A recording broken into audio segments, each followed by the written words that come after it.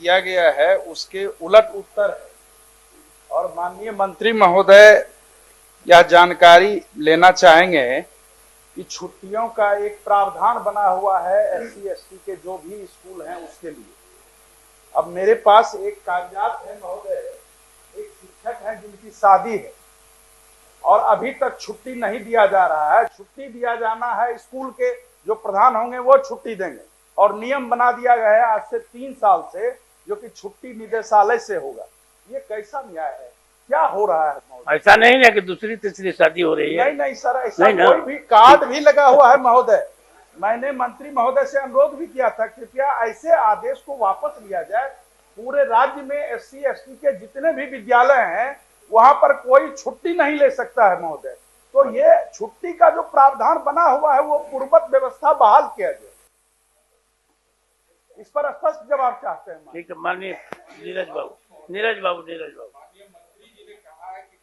कल्याण पदाधिकारी के माध्यम से प्राप्त आवेदन को मुख्यालय स्तर पर स्वीकृति दी जाती है। ये तो नौवां आश्चर्य है कि काम कर रहे हैं विद्यालय में हम, तो विद्यालय में अगर काम कर रहे हैं, कार्यरत वहां हैं, तो वहां प्रधानाध्यापक हैं, उनको अधिकार पहले से पूर्ववत में था। ये तो नियमावली पर ही विचार करने की जरूरत है, इसको संशोधित करने की जरूरत है। ठीक है माननीय मंत्री महोदय,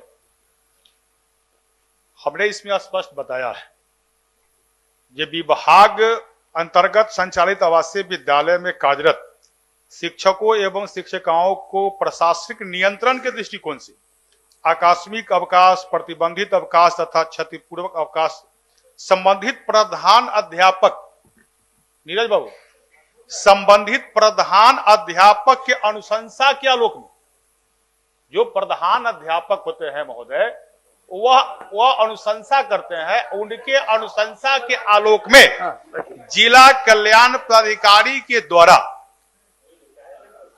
आवेदन मुख्यालय स्तर पर भेजी जाती है, जिसकी स्वीकृति की जाती है। इन लोगों को कहना है कि प्रधानाध्यापक को देना चाहिए, प्रधानाध्यापक को देना चाहिए ना महोदय। एक यूनिट विद्यालय एक यूनिट है और विद्यालय के प्रधान जो हैं उनको यह अधिकार प्रदत्त है नियमावली में, और ये सारा अधिकार यहाँ लेकर के पैसे की कमाई की जाती है। ठीक है माननीय उप मुख्यमंत्री, इसकी समीक्षा करा लेंगे। माननीय मंत्री जी एक समीक्षा बैठक बुलाकर इसको समीक्षा के बाद तुरंत निर्देश कर दें। ठीक। आपके माध्यम से नहीं, छुट्टी दी जाएगी उनको। माननीय मंत्री महोदय, एक आपको मैं भी कहता हूँ बहुत देखिए पुलिस डिपार्टमेंट में, मिलिट्री में ऐसा होता है कि छुट्टी नहीं देते हैं, रहिए ना, छुट्टी नहीं देते हैं तो वो लोग गोली तक चला देता है। इस तरह की घटनाएं हो जाती है और शादी उसकी हो रही है, छुट्टी नहीं। आप अपने स्तर से उनको कहिए कि छुट्टी दे दें। हाँ, समीक्षा तो करवे करेंगे महोदय, मैं उसका समीक्षा करके मुख्यमंत्री जी ने कह दिया कि समीक्षा करके श्री देवेश कुमार। हाँ बोलिए।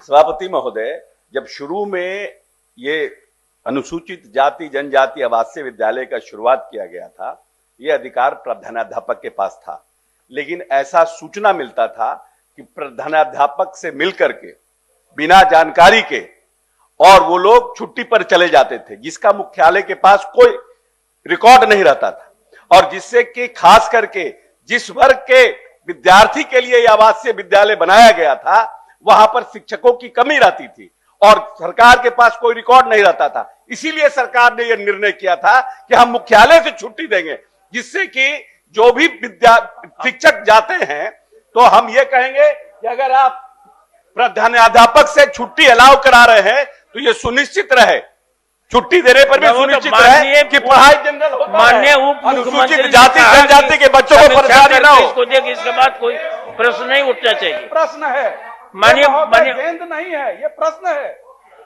तो हो तो गया, उसका समाधान हो गया।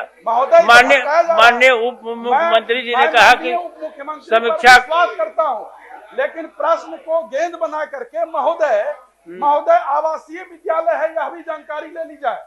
आवासीय विद्यालय में शिक्षक रहते हैं तब ऐसा किया जाता चलिए है। ठीक ठीक। माननीय सदस्य देवेश कुमार जी नहीं है, हाँ बोलिए ना। तो माननीय अशोक जी ने जो कहा कि प्रधानाध्यापक से मिल करके हाँ माननीय सदस्य इतना व्यवधान विमर्श और इतना यहाँ पर चर्चा होगी तो समझिए बनी शादी बिगड़ जाएगी शिक्षक। श्री सुनील कुमार सिंह हूँ महोदय। पूछिए। माननीय गृह मंत्री, उप मुख्यमंत्री जी। आदरणीय सभापति महोदय, वस्तु स्थिति यह है कि वादी सुनारायण ठाकुर